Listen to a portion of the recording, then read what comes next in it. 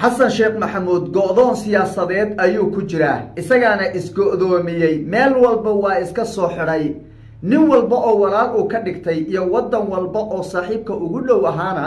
isagaa iska soo xidhay oo albaabkii saaxiibtinimada soo xidhay jubbaland iyo puntland ayaa kaga adkaaday arrimaha siyaasadda dibadda marka la yidhaahdo gebi ahaanba xataa gudaha naftarkeeda ay kaga awood badan yihiin waa laba maamul goboleed waa isagoo dowlad federaal ogow la soco oo intii kale xataa ay la socoto ayuu ay haddana afka ciidda u dareen imaaraad iyo xasan sheekh maxamuud waa kala dhaqaaqeen xidhiidhkaana loo jari rabaa saacadaha inugu soo aadan war soo dhawaa saaxiibayaal waxaan rabaa muuqaalkan inaan ku dul istaago khilaafka imaaraadka iyo villa soomaaliya madaxweyne xasan oo qorsheynaya inuu xidhiidhka u jaro dalka isku tagga imaaraadka carabta eedo culus oo uu u jeediyey in ay taageerayaan qaar ka mid a maamul goboleedyada dalka in ay hubaynayaan mucaaradka isaga ka soo horjeeda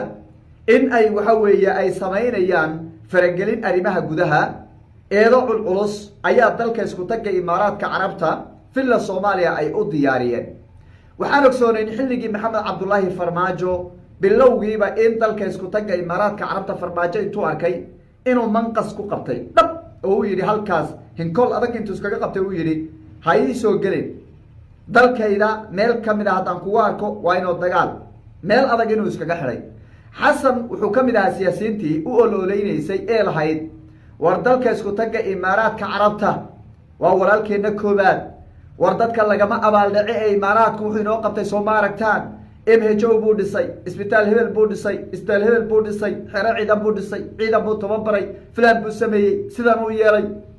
war eritrea maxaa inoo qabatay war hebel muxuu inoo qabtay war farmaajo maa dalka uu ku burburinayaa waad maqlayseen waad arkayseen arrintii maanta farmaajo shalay uu arkayey baa horta maanta haysata xasan nabsi ood ka dhow wax walba oo farmaajo uu shalay ku haystayna maanta isagii bay haysataa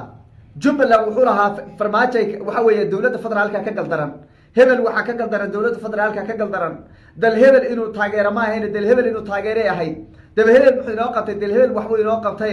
tiibaa horta maanta haysata bal waan dul istaagi doonaa nafsiga maanta haysta iyo arrimaha siyaasadda ee jubbaland iyo puntland qaabka uu u maareeyey ama ula dagaalamay iyo maanta ceebta siyaasadeed ee ku dhacaysa maanta haysata ayaan soo qaadan doonaa muuqaalka like saar oo fogeeya aragtidina nugula wadaaga qaybta commentiga aynu ku bilowne imaaraad iyo xasan way u kala dhammaatay horta villa soomaaliyana waxay qorsheynaysaa in